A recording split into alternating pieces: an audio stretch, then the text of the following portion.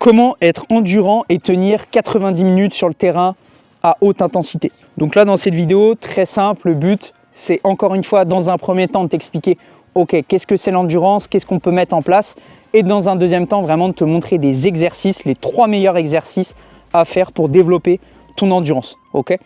Donc d'abord, l'endurance, au final, qu'est-ce que c'est dans le foot en tout cas?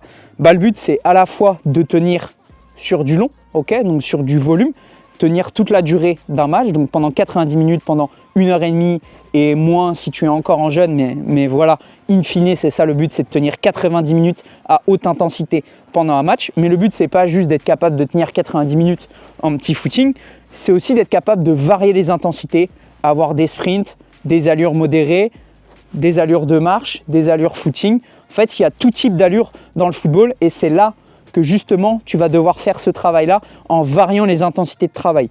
C'est-à-dire que si, pendant toutes tes séances, tu te dis pour travailler mon endurance, je vais faire des footings, ok, c'est bien, mais tu n'auras travaillé qu'une zone d'intensité. Il va falloir travailler les autres, il va falloir travailler les sprints, les zones à plus haute intensité, les zones modérées. Voilà, il va falloir tout travailler et c'est justement pour ça qu'on est là aujourd'hui. Donc, je vais très très vite y venir sur les exercices. Juste avant ça, il y a 3 types d'endurance. Alors, on pourrait même en donner encore d'autres s'il faut, mais il y a l'endurance fondamentale. Donc là, ça va être du travail de volume et au final, c'est allure vraiment tranquille, allure footing, on doit être capable de discuter en courant. Il y a l'endurance active où là, on va oxygéner beaucoup plus vite. On peut juste dire quelques mots au cours d'une discussion, mais on ne peut pas tenir réellement une discussion. On ne peut pas faire de grandes phrases, etc. Et là, on va pas mal oxygéner. Et là, ça va être une bonne allure. Ok.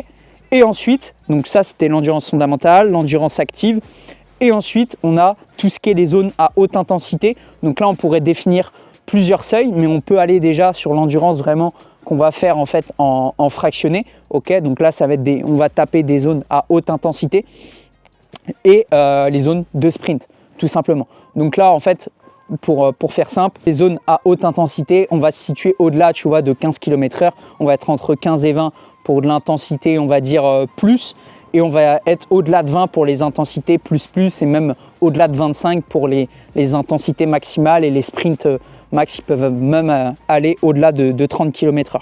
Le premier exercice, du coup, je ne vais même pas avoir besoin de te le montrer sur le terrain, tout simplement parce que c'est pour bosser ton endurance fondamentale. Et là, tu as 2 moyens, et on pourrait même en trouver d'autres, mais le premier moyen, c'est faire des footings, tout simplement. Je t'invite, par exemple, en échauffement, tu peux te faire 4, 5, 6 tours de terrain, ok, en endurance fondamentale. Donc allure tranquille, tu dois être capable de parler. Si tu vas trop vite, tu ne vas plus être dans l'endurance fondamentale et tu ne vas pas travailler comme il faut. Ton cardio, il ne doit pas énormément monter, c'est ce qu'on appelle vraiment faire du volume. Donc tu as cette manière-là, l'endurance vraiment classique, le footing, tu vois. Et tu as aussi toutes les méthodes de foot golf, je pense que tu en as déjà entendu parler, sous forme de circuit. Tu peux le faire avec ballon ou sans ballon. Tu te fais des petits exercices et en fait, le but, c'est que tu sois toujours en mouvement. En fait, pour travailler l'endurance fondamentale et ton volume, il faut être tout le temps en mouvement. On ne demande pas du tout une grosse intensité, on ne demande pas des sprints, d'accélérer, etc. C'est juste être tout le temps en mouvement, ok? Tout le temps, tu ne dois jamais t'arrêter. Donc ça, c'est le premier moyen vraiment de travailler ton endurance fondamentale. Et du coup, l'exercice que je peux te donner, c'est soit un footing classique que tu peux faire 10-15 minutes avant la séance ou même après la séance, ok? Même si pour vraiment développer le volume, il faut au moins que ça soit une durée de 20 à 30 minutes minimum, ok? Mais tu peux très bien faire un footing de 10-15 minutes. Et ensuite, tu te fais un exercice en circuit de foot golf où là, pendant 20-30 minutes, pareil, tu vas tourner autour du terrain avec plusieurs exercices qui vont être ludiques, tu vois. Ça peut être des exercices où tu vas devoir toucher des plots, tu vas devoir faire des petits gelons, faire du crossbar, etc. Mais tu restes tout le temps en mouvement. À chaque fois, tu dois retourner aller chercher ton ballon. Voilà. Donc ça, c'est vraiment la première méthode pour travailler l'endurance fondamentale. Pour travailler le deuxième type d'endurance, l'endurance active, là du coup pareil, j'ai pas forcément besoin de montrer un exercice parce que là, si tu l'as bien compris, c'est juste une intensité, on va dire modérée, ok, modérée plus. Voilà, donc là, c'est-à-dire que tu peux même l'intégrer dans les 2 exercices que je viens de te donner avant, sauf que là, de temps en temps, tu vas devoir intégrer une course un peu plus modérée, un peu plus active, tu vois, entre 12 et 15 km/h généralement, où là, on va pousser un petit peu plus, on va être quand même dans une plus grosse oxygénation, ok. Donc tout simplement, pour l'endurance active, je ne vais pas trop insister dessus, mais ça peut aussi être des petits fractionnés, mais vraiment des fractionnés, beaucoup de distance, mais beaucoup de temps aussi pour effectuer la distance. Alors du coup, pour travailler la 3e zone d'endurance, donc l'endurance là à haute intensité, à plus haute intensité, Là, je vais te montrer 2 exercices. Du coup, premier exercice, ce qu'on appelle le suicide. Ok, le suicide, c'est quoi? Je vais devoir, donc là, on va dire que c'est ma zone de départ. Ok, tu peux situer au niveau de la hauteur et de la distance entre les plots.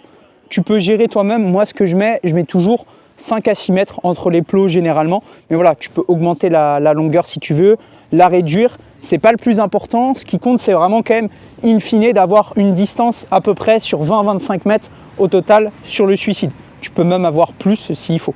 Ok, donc là, c'est très simple. Je pars de ma ligne initiale.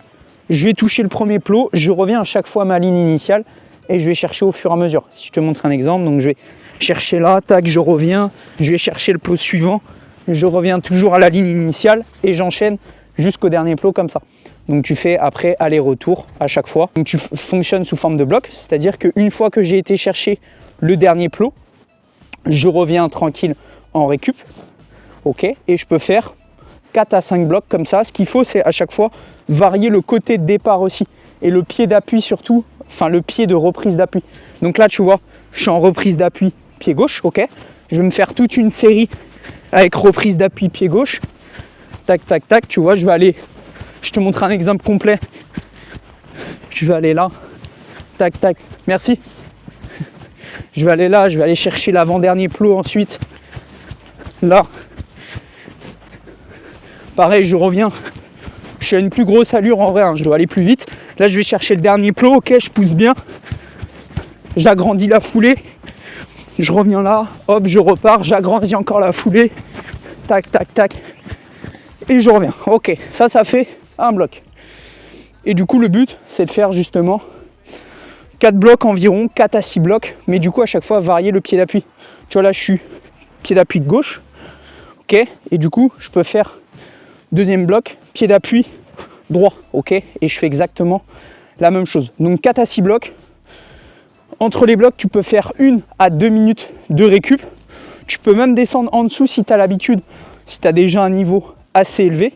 Mais ça, c'est un très bon exercice pour travailler à la fois tes appuis et ton endurance, et aussi notamment ton endurance musculaire, parce que ça va taper dans les cuisses. Et pareil, tu peux encore rajouter des plots et agrandir. Ça m'arrive de faire des suicides jusqu'à la mi-terrain, tu vois. Et là, ça commence vraiment à taper et à accélérer.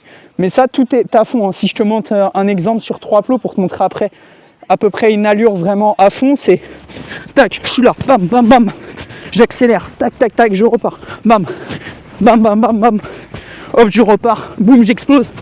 À chaque fois, j'explose vraiment sur la prise d'appui, ok? J'explose vraiment sur la reprise, tac, bam, j'explose, ok? Et j'agrandis ensuite la foulée. Au départ, je suis plutôt en fréquence et ensuite j'agrandis la foulée. Le deuxième exercice qui est excellent après le suicide pour travailler ton endurance vraiment à haute intensité, je pense que tu connais, c'est le fractionné, tout simplement. Donc il y a plusieurs types de fractionnés. Il y a le 5-25, il y a le 10-10, le 15-15, le 30-30, le 1-1, on peut faire ce qu'on veut en fractionné. C'est quoi le fractionné? C'est juste, en fait, justement, comme son nom l'indique, on va fractionner les temps, donc on aura un temps de travail et un temps de récupération. Le temps de récupération, ça ne veut pas dire qu'on ne fait plus rien et qu'on marche. Des fois, ça peut être un temps de récupération actif. Donc on va être toujours en footing, c'est juste qu'on a une allure plus basse. Mais ce qui compte, c'est que le temps de travail, vraiment, soit une allure à haute intensité et ensuite le temps de repos soit une allure vraiment à basse intensité ou carrément du repos complet. Ok ?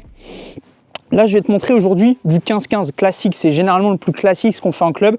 Si tu es en club aujourd'hui, tu as dû sûrement déjà en faire. Et en fait, plus tu vas réduire le temps de travail, plus tu vas être surtout sur du travail vraiment à très très haute intensité. Par exemple, le 5-25 que j'aime énormément, le 5-25, ça va être, je vais devoir envoyer vraiment un gros sprint pendant 5 secondes et ensuite 25 secondes de récup.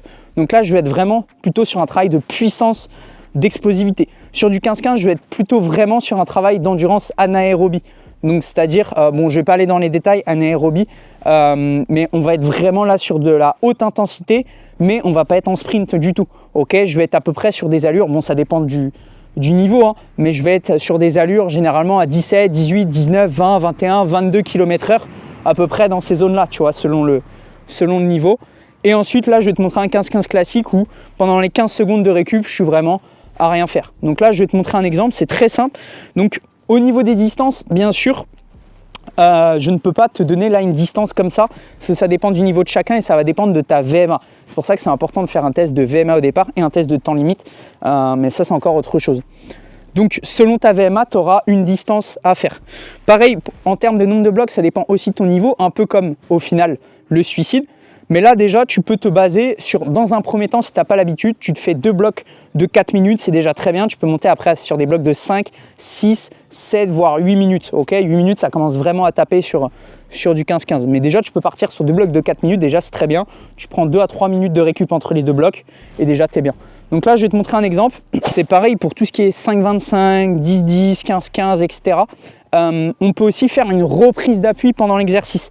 En fait, c'est soit tu vas courir en ligne droite pendant les 15 secondes et tu t'arrêtes pas. Et du coup, à ce moment-là, tu vois, moi, je pourrais partir de la ligne, là, de la surface de réparation jusqu'à l'autre surface de réparation, jusqu'à la ligne de but, au fond, ok. Et là, je vais tout droit pendant 15 secondes.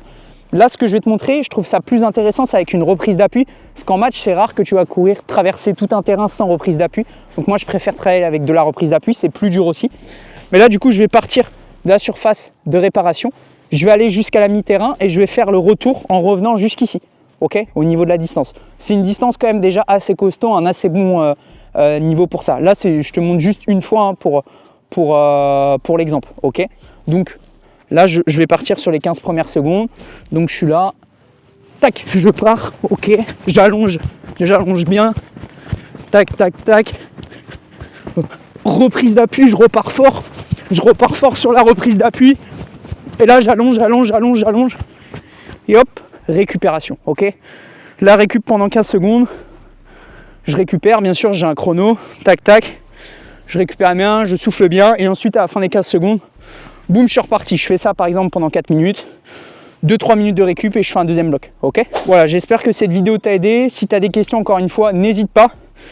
J'offre un petit cadeau aussi pour ceux qui sont restés jusqu'à la fin de cette vidéo. Pour ceux qui veulent recevoir, en fait, je vais leur envoyer un fichier Excel. Par rapport en fait à votre VMA, vous allez pouvoir savoir quelle distance vous devez faire sur vos 15-15, combien de temps, etc. Donc si vous êtes intéressé, vous m'envoyez en commentaire le mot fichier, ok. Et je vous enverrai le fichier concernant les distances, etc. Donc je vous laisse faire ça. N'hésitez pas sinon à commenter, à liker, à vous abonner, à activer la cloche des notifications. Et encore une fois, dans l'espace description, vous avez le lien pour participer aux sélections de mon accompagnement Excellence. Je vous laisse là et je vous dis